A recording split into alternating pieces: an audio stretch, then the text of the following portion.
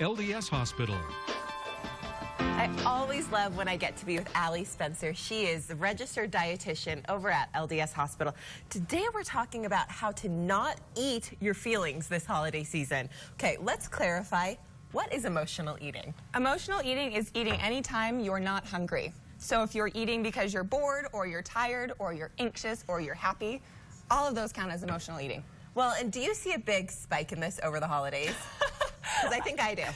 People can be a lot more emotional around the holidays because there's a lot of stress with planning, and family can be stressful, but it is also really exciting, and there's a lot of traditions associated with the holidays too. Right, so there's so many reasons to be eating. Some of them maybe just not the correct ones.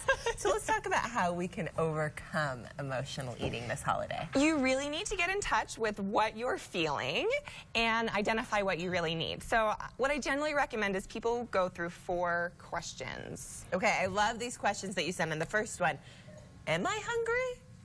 That's a good question to ask yourself before you eat, because I'll tell you, I'm not usually stopping to wonder. I'm seeing something and thinking, oh, I like how that tastes. I'm going to eat it, right? A lot of people don't know how to discern between what I call mental hunger and physical hunger. How do you do that? Well, you've got to pay attention to your body. You know, everybody has different ways of knowing they're hungry. Some people have low energy, or their stomach starts growling, or they have problems concentrating. But learning to identify, okay, is it because I saw that plate of cookies that I want those cookies, or am I actually hungry? And if you're hungry, eat something, but usually something like a cookie isn't what you're going to reach for. It may be something more substantial, like a sandwich. Fine, we'll do that. Okay, no, let's eat cookies. Okay, thank you. The next question you're going to be asking to figure it out is, what am I feeling? Yes. Why do you ask that? Because you need to know what's going on. So what are you feeling? Are you sad? Are you bored? Because if we can get to the root of what's prompting you to eat, then we can address it. You know, so finding, how do you feel? Are you excited? Are you restless? What exactly are you feeling? I love that. And then you can know, and if what you're feeling is hungry, eat. Go for it. Definitely eat. Yes. Okay, the next question, what do I really need? And this is why knowing what you're feeling is so important. Because if you know what you're feeling, then you think about what you really need. So if you're bored, what do you really need? To be entertained or to be productive or something to do. But eating is something to do. It is, but that's only a temporary fix. Right. We can only eat for so long, and if we do that too often, we have negative consequences. So you think, okay, if I'm bored, what is it I really need? And you can think of other options. When you're stressed, do you really need to reach for a bowl of ice cream? No, but tell me what I do need to do, because I think this is what I need. Okay, and so then the next thing you need to do is come up with your game plan. So when you're stressed, what's going to relieve your stress? It may, you can a diet answer. soda.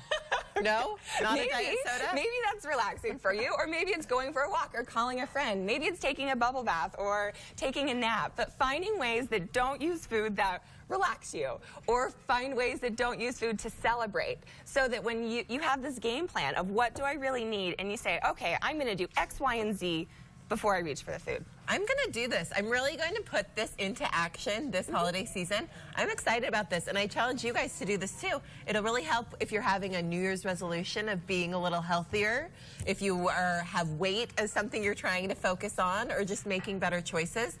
I feel like this can help so many people, because is emotional eating one of the #1 reasons out there that people are gaining weight? I mean, what do you think? Oh, emotional eating is huge, because there's very few people that actually eat just because they're hungry.